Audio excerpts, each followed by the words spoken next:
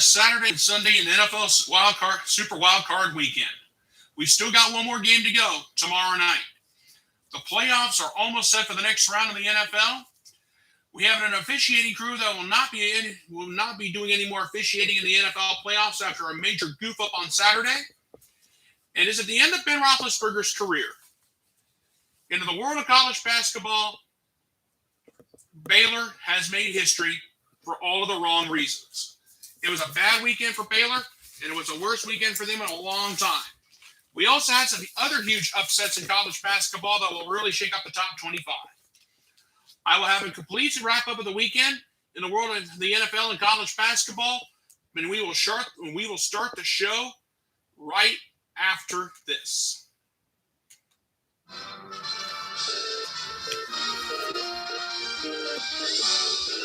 Spanning the globe to bring you the constant variety of sport, the thrill of victory,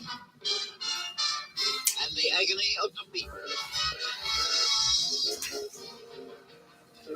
The human drama of athletic competition. This is ABC's Wide World of Sport.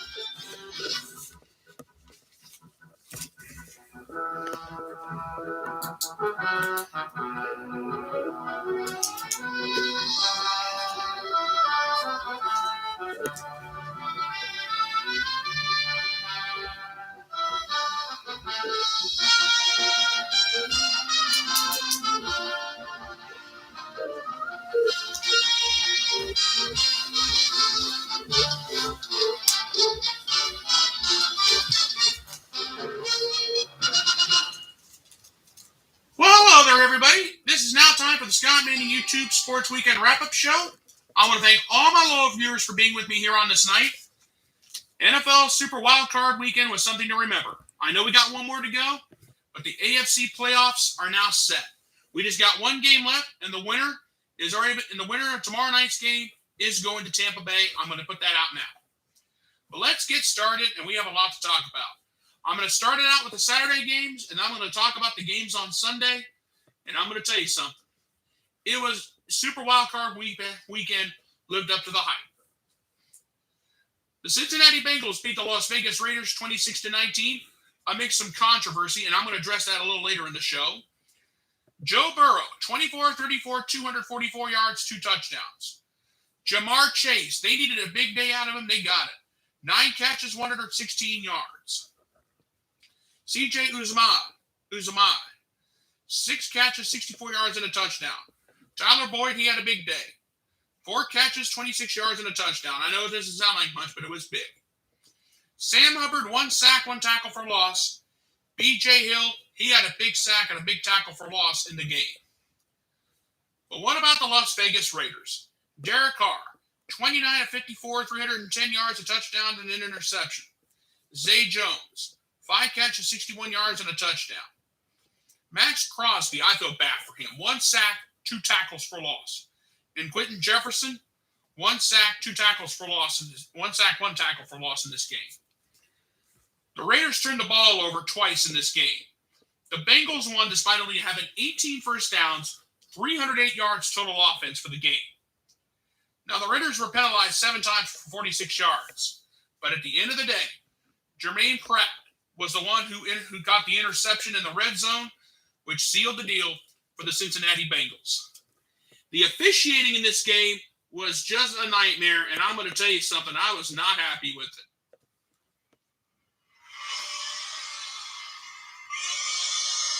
Sorry I had to do that. I forgot the sound machine. The sound machine was turned down. But the Bengals are moving on to the next round of the playoffs. Good luck to them. They're going to need it, and you'll find out later. But give credit to Bengals head coach Zach Taylor. When he was giving out the game balls, and I saw this on Facebook, when he was giving out game balls, they were thinking, we got to give some game balls. He gave a game ball to the owners of the Bengals, which was very nice. And then on top of that, he gave out a bunch of game balls to the folks of Cincinnati at a sports bar downtown. How crazy is that? How cool was that? Give Zach Taylor credit. He's a great guy. He's a wonderful head coach. And the Bengals are moving on to the next round. But I'll tell you what he did for the city of Cincinnati was just something special. And this is the Bengals' first playoff win since January 5th, 1991. What was going on in 1991? The new kids on the block were acting like a bunch of morons. Home Alone was number one at the box office. Madonna had a number one hit, and the Persian Gulf War was about to get underway. Now that's what happened the last time the Bengals were in the playoffs, and they got a playoff win. This is a huge playoff win, a momentum swinger, and you'll see why. You'll find out why here in a little while.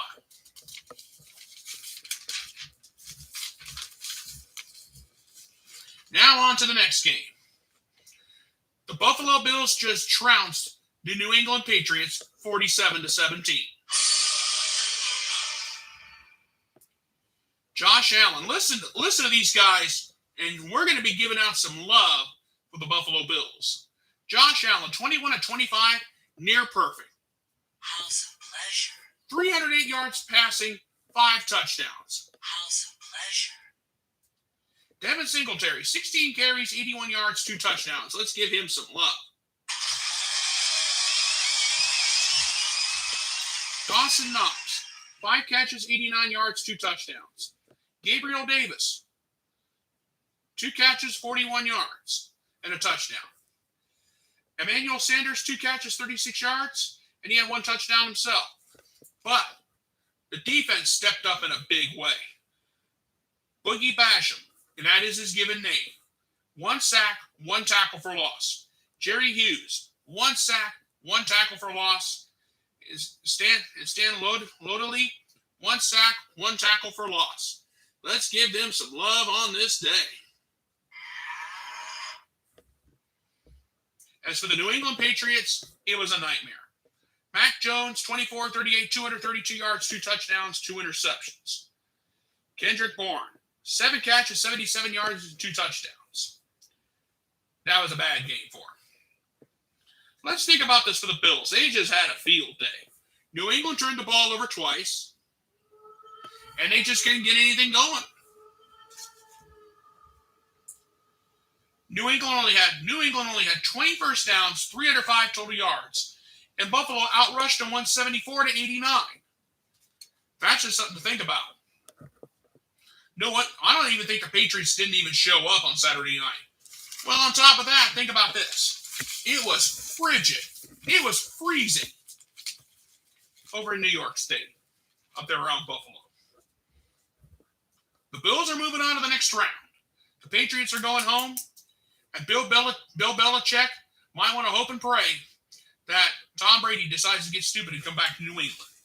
That's all there is to it. But as for the Buffalo Bills, let's give them some love. That's what the Bills are thinking right now. All right, let's move on. Those were your 2 Saturday games. 2 of the 3 games on. We had 1 game that was kind of close, a game that was decided on somebody else's utter stupidity, and then on Sunday night, we had a blowout. The early game, the Tampa Bay Buccaneers beat the Philadelphia Eagles 31-15. Tom Terrific, a.k.a. Tom Brady, 29 of 37, 271 yards, 2 touchdowns. Keyshawn Vaughn, 17 carries, 53 yards. Let's give him some love here today.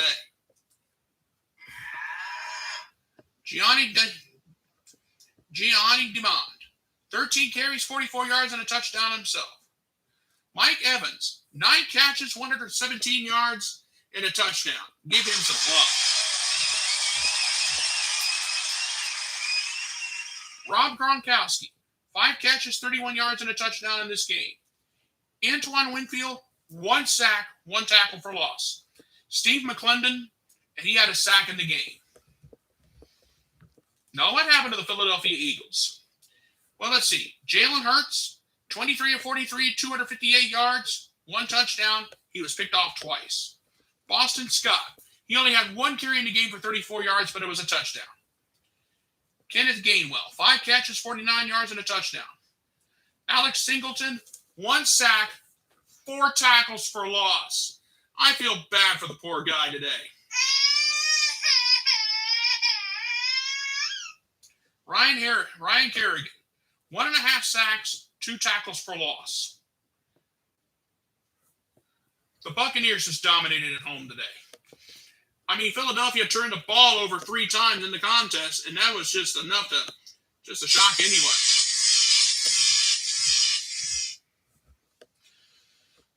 The Buccaneers are proving why they're the reigning world champs. Their championship title defense is off to a good start. Next week, they got an important game. They don't know who they're going to be facing yet. That's the key. And that's the key to the deal right there. But Tom Brady is off to an awesome start, along with the rest of the Buccaneers. And think about this. They had no Leonard Fournette. They lost 2 of their running backs. They lost 2 wide receivers due to injury. But everybody else has stepped up to answer the bell, to their credit. And that's all there is to it. The Buccaneers are moving on to the divisional round. The Eagles are going home. And that's just all that matters right now in this postseason.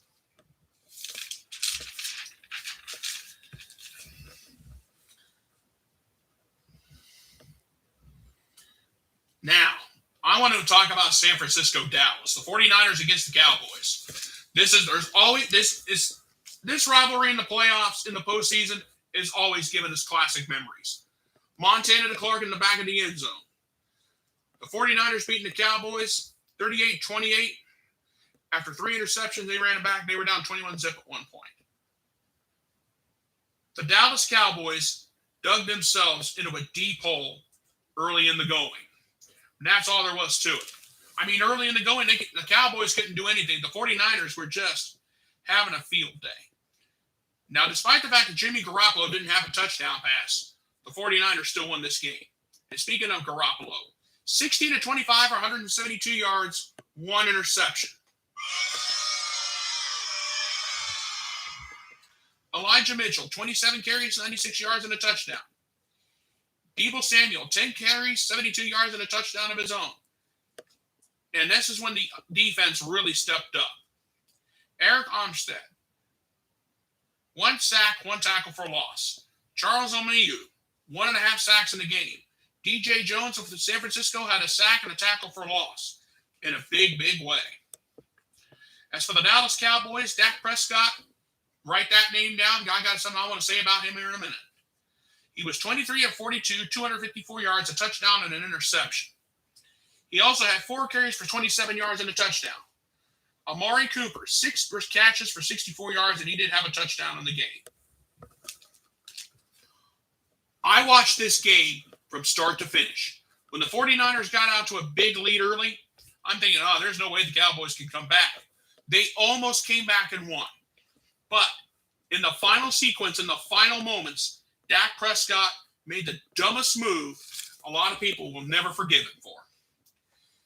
It was Dak Prescott with just a few seconds left decided to run 13, 14 yards for a first down. He gave the ball to his center. And under NFL rules, you are supposed to give the ball to an official where they're supposed to spot it. The umpire in that game tried to spot it right. But the problem was Dak Prescott made the mistake of giving it to his center instead of giving it to an official. They tried to down it, but the clock hit 0 before Cooper had a chance to spike the ball. Before Prescott had a chance to spike the ball. My apologies. So the Cowboys have no one to blame but themselves for the loss. And I'll tell you right now, they should be ashamed of themselves. And all I got to say is, Dak Prescott blew it. Prescott blew that game. But let's think about this too. The Cowboys had 20 first downs, 307 yards total offense for the game. They had 77 yards rushing. They were penalized 14 times for 89 yards, and they were stupid penalties, by the way. Mike McCarthy was frustrated, and I don't blame him. And the 49ers had the ball for almost 34 minutes. So if you think this is all on Dak Prescott, there is tons of other blame to go around. I'm saying it like it is. A lot of people may not agree with me. I'm okay with that. But Dak Prescott doesn't get all the blame. There's tons of blame to go around for the Cowboys losing this game. And that's all there is to it. All right. Let's move on. The Sunday night game that you just saw just a few minutes ago. The Kansas City Chiefs beat the Pittsburgh Steelers 42-21 tonight. Patrick Mahomes, 30 of 39, 404 yards, 5 touchdowns, and an interception. A good night for him except the pickoff. Travis Kelce, 5 catches, 108 yards, and a touchdown. And he also had a touchdown pass. House of pleasure. Jerick McKinnon, 142 yards offense and a touchdown. 61 rushing, 81 receiving. Let's give him some love. House of pleasure. Tyreek Hill, 5 catches, 57 yards, and a touchdown. Mike Dana had 1 sack and 1 tackle for loss. And Trayshawn Horton, he also had a sack and a tackle for loss tonight. This was a big win for the Chiefs, and they needed it. But as for the Pittsburgh Steelers, Ben Roethlisberger, has he played his final game? I'm going to address that in just 1 minute. Ben Roethlisberger, 29 of 44, 215 yards, 2 touchdowns. James Washington, 2 catches, 37 yards, and he had a touchdown catch in the game tonight. Deontay Johnson, 5 catches, 34 yards, and a touchdown. TJ Watt, 1 sack, 2 tackles for loss, and on top of that, he also had a fumble recovery for a touchdown very early in the game. The Steelers had a 7-0 lead early, and then all of a sudden they just went the wrong way. Alex Highsmith, 1 sack, 1 tackle for loss. But Travius Adams, he also had a sack and a tackle for loss tonight in the ball game. So now the question is this Ben Roethlisberger's final game? Yes, it is. As far as I'm concerned, Ben Roethlisberger has nothing left to prove, so he can give one final. And this is just me, in my opinion. Ben Roethlisberger has played in his final game. He has nothing left to prove. He's done everything that he said he was going to do in his career. So Roethlisberger, call it a career. You've had a great run. And I'll tell you what. You passed Brett Favre for 3rd all-time in touchdowns and home wins in your career. You're 3rd all-time in that category. And I'll tell you what, and I'll say this. Big Ben, there's a lot of people who worshiped you, who idoled you in your career. And it's been a great honor to know. And it was a great honor to see you play the game of football and to be a great player. And I'll say this now. You had an awesome career, and I loved what you've done. And the bottom line is this. Roethlisberger got the job done at the right time in his career. 2 Super Bowl victories, a wonderful career, and yes, he is a first ballot Hall of Famer. I don't care what some people say. Roethlisberger is a first ballot Hall of Famer, and you can go to the bank with that.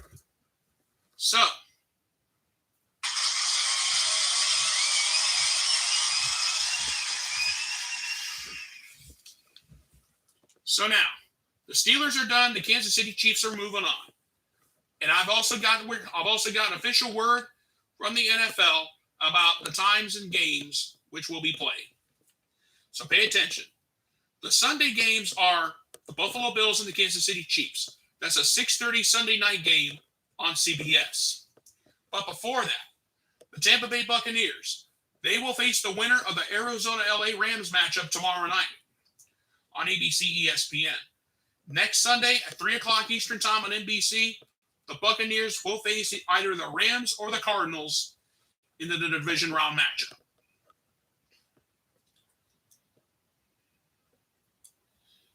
So now, here's the rest of the times. The Cincinnati Bengals will face the Tennessee Titans 4:30 Saturday on CBS. A 1 versus 5 matchup. Not a bad deal. And Saturday night at 8:15 on Fox, the San Francisco 49ers will face the Green Bay Packers at Lambeau on a cold winter's night. Get ready. The divisional round is almost here. We still got one game left on Super Wild Card weekend. And then the winner of the Rams-Cardinals game will face the Buccaneers next Sunday at 3 o'clock on NBC. I will let you know the times of those games and get ready. Get ready for some fireworks, baby. It's going to be fun.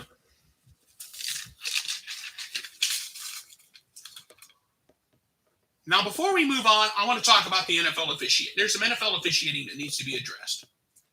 Jerome Berger and his crew will not be officiating any more games for the rest of the playoffs. Here's what happened. Saturday afternoon, between the Bengals and the Bengals-Raiders game, Joe Burrow threw a touchdown pass to Tyler Boyd. There was a whistle that was blown, and it was plain as day, blowing the play dead before the pass was even thrown.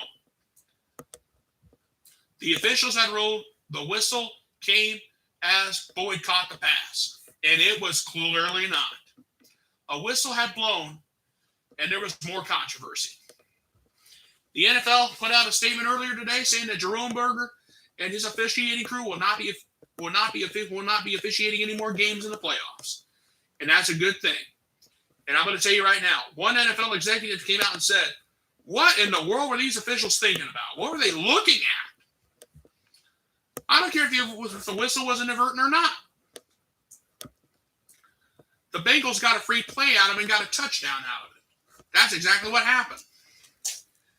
We don't know if it was inadvertent, but the whistle came long before Burrow managed to throw the pass, blowing the play dead. And under NFL rules, once a whistle is blown, the play is dead. The officiating in the first game was just atrocious. I mean, Jerome Berger was trending on social media. His crew was on social media. Think about this. I mean, everybody was saying the officials in the Cincinnati Las Vegas game are horrible. And the officiating in that game, yes, there were some questionable penalties, but it's the postseason. Let them play. Don't let a stupid referee's call cost him a chance of going to the next round, or possibly a Super Bowl at the end of the season. That was just my take on the officiating in the Raiders-Bengals game. Now, that's all the NFL talk for tonight. But we've got to talk some college basketball. Number one, Baylor has made history for all of the wrong reasons. This past Saturday, Oklahoma State upset number one Baylor, 61-54. Bryce Thompson, 19 points, 2 rebounds, 1 assist, 2 steals. He was 7 of 15 from the field and 4-4 at the free throw line and 1 of 4 from beyond the arc. As for Baylor, Matthew Mayer, 16 points, 5 rebounds, 1 assist, 1 steal. He shot 6 of 13 from the field, 2 of 6 from beyond the arc, and 2 of 3 from the free throw line. L.J. Cryer, 18 points, 1 rebound, 2 assists, 1 steal. I'm going to give Bryce Thompson a Scott Manning Basketball Hardwood Award for this game. My congratulations to Bryce Thompson. You are a recipient this week of a Scott Manning Basketball Hardwood Award, which is basically worth nothing but a pat on the back. But I want to talk about Baylor. Baylor is the first number one team and the first AP number one team in men's college basketball history to lose 2 games in a week. That's the first time this has ever happened. On Saturday, Baylor only led for 16 seconds, and that was it. But what really happened? Baylor shot a season-low 31% from the field. That's 18 of 58, if you're keeping track at home. And the 22 points in the first half was the fewest before halftime this season for the Bears. And the 54 points was also a season low. Baylor, when they lost to Oklahoma State, that was bad. They've also lost to Texas Tech, for crying out loud. So Baylor is struggling. So I'm going to tell you right now, this is what I think of Baylor.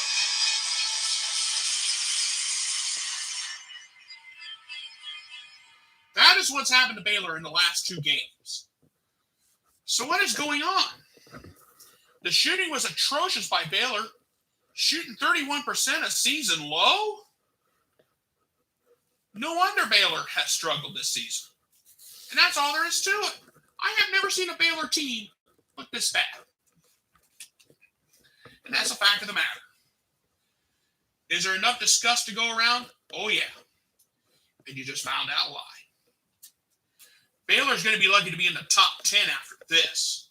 After losing the last two, losing to Texas Tech, then losing to a struggling Oklahoma State team at home, you got to be kidding me. Now, Bryce Thompson is a recipient of a Scott Manning Basketball Hardwood Award. And my hats go off to him. In Oklahoma State, they got the job done. And that's all that really matters right now.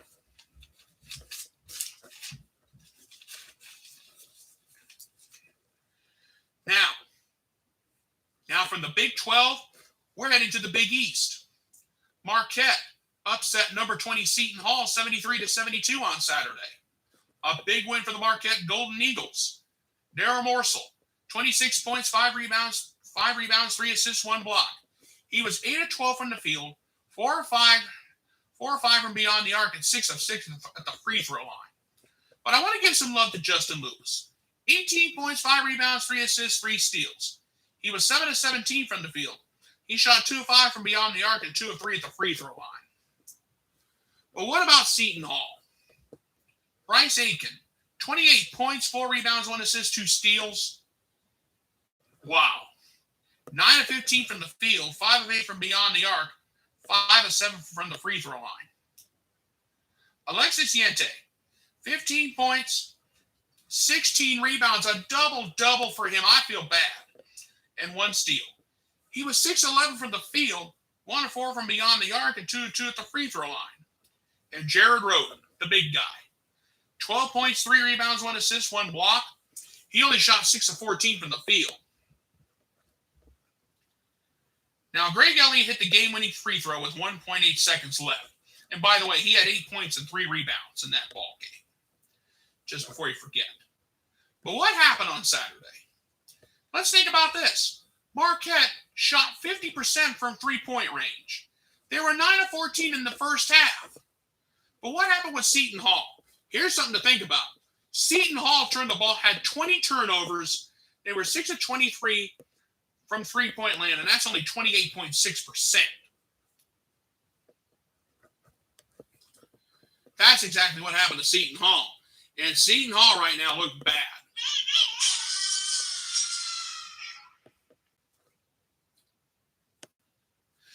The Seton Hall Pirates do not play well away from home. Now, it was proven. 20 turnovers. If you turn the ball over more than 10 times, you're going to be lucky to survive and get a win. And they lost by 1. 20 turnovers, 6 of 21 from beyond the arc. Are you kidding me? But I'm going to do this right now. Darryl Morsell, if you are watching, sir, as a result of your performance, 26 points, 5 rebounds, 3 assists, 1 block. And guess what? I'm going to do this too. Justin Lewis, I'm going to be fair to the both of you guys. The both of you, Darryl Morsell and Justin Lewis, you both are going to be recipients of a Scott Manning Basketball Hardwood Award. Because of what you two did on Saturday, I just couldn't leave Lewis out because of his performance. He had 3 steals in the game. And he shot 7 of 17 from the field. Very nice for him. So therefore, Darryl Morsell and Justin Lewis are both going to be recipients of a Scott Manning Basketball Hardwood Award. Congratulations to both of you. And may I can submit, hopefully Marquette will get into the top 25. Maybe this will help. Maybe it won't. Now, let's move on to the Big Ten. And I'm not going to talk about Ohio State. Yes, Ohio State got a big win today over Penn State at home. And it was a big win too. On Saturday, Northwestern, of all the teams in the Big Ten, upset number 10 Michigan State 64-62. And here are the numbers. Ryan Young, 18 points, 8 rebounds, 2 assists, 2 steals. 6 of 12 from the field and 6 of 8 at the free throw line. Chase Audich, 14 points, 7 rebounds, 1 assist, 2 steals, 1 block. He was 5 of 15 from the field, but he was 4 of 8 from beyond the arc. Boo Booey. Yes, I said Boo Booey. 12 points, 4 rebounds, 4 assists, 2 steals, 4 of 12 from the field, 2 of 7 from beyond the arc, and 2 of 2 at the free throw line. But what about Michigan State? Julius Markle II, 18 points, 4 rebounds, 1 block, 7 of 7 from the field, and 4 of 4 at the free throw line. Gabe Brown, 10 points, 9 rebounds, 1 assist, 1 steal, 1 block, 4 of 10 from the field, 2 of 5 from beyond the arc. Malik Hall, he's supposed to be one of the best shooters. 10 points, 4 rebounds, 1 steal. 3 of 7 from the field, 3 of 6 from three-point range, and 1 of 1 at the free throw line. Here's some food for thought for Northwestern. They out-rebounded Michigan State 40-35, including a 17-8 edge on offense that led to 16 second chance points. I mean, you got Northwestern scored 16 second chance points. And think about Michigan State. They shot 22 of 51 from the field. That's 43.1%. 12 of 14 from the free throw line. 85.7%. But Michigan State turned the ball over 17 times. That is what happened to Michigan State on Saturday. Tom Izzo is probably screaming he's probably doing this right about now. Well, actually, he's not doing that. He's probably screaming like Archie Bunker. He's probably screaming like Bobby Knight and taking a course in Bobby Knight Cussatology 101. That's what he was probably doing to his players after that, after losing to Northwestern. If any of the teams in the Big Ten, you lose to the Wildcats, give me a break. That's all I can say. Now, from the Big Ten, we head out west of the Pac-12. Oregon has upset number 5 USC 79-69. For Oregon, Will Richardson, 28 points, 4 rebounds, 4 assists, 2 steals. Shooting 9 of 15 from the field, 5 of 8 from beyond the arc, and 5 of 8 at the free throw line. Give him some love. Devon Harmon, 16 points, 3 rebounds, 3 assists, 1 steal. He was 6-11 from the field, 2 of 4 from beyond the arc, and 2 of 2 at the free throw line. Napoli Dante, 12 points, 7 rebounds, 1 assist, 1 steal, 2 blocks. He was only 6-7 from the field, by the way. But what about USC? Isaiah Mobley, 18 points, 9 rebounds, 4 assists, 1 block. 8 of 9 from the field, 2 of 5 from beyond the arc, and 6 of 9 at the free throw line. Boogie Ellis, yes, that is his given name. 18 points, 3 assists, 7 of 21 from the field, 4 of 10 from beyond the arc, and 0 of 2 at the free throw line. Yikes. Drew Peterson, 10 points, 6 rebounds, 1 assist, 1 steal, 3 of 6 from the field, 2 of 3 from beyond the arc, and 2 of 2 at the free throw line. I look at everything here. Oregon outshot USC badly. And Oregon did better than USC from beyond the arc. Oregon shot 29 of 58, 50% from the field. 10 of 21 from beyond the arc. That's 47.6%. They only had 10 turnovers. USC shot 25 of 60 from the field. That's 41.7%. 8 of 24 from beyond the arc. That's only 33.3%, and they turned the ball over 13 times in that game. So now, it is time to give out the Scott Manning Basketball Hardwood Award. I am going to give it to Will Richardson of Oregon. 28 points, 4 rebounds, 4 assists, 2 steals. Congratulations to you, sir. You just became a recipient of a Scott Manning Basketball Hardwood Award. And my congratulations to all my Hardwood Award winners from tonight. And that's the truth of the matter. And now, ladies and gentlemen, it is now time for my closing thoughts on this weekend. What a super wild card weekend we had. And that's just all there is to it. A big win for everybody. Ben Roethlisberger, 99.99% chance he's going to call it a career. Patrick Mahomes proved why he was the best of the best in the NFL. In the officiating and and Jerome Boger and his crew will no longer be officiating anywhere in the playoffs. And it was proven. Baylor goes down twice in 1 week. The number one team in the country goes down twice in 1 week for the first time in men's basketball history. How sickening for Baylor in the Big 12. Now, as we head into the Martin Luther King Jr. holiday, I want to wish all of you guys a happy Martin Luther King Day. You guys have a great weekend. I know your weekend is extended, but be careful tomorrow if you're in the eastern part of the country, because we still have more snow in the area.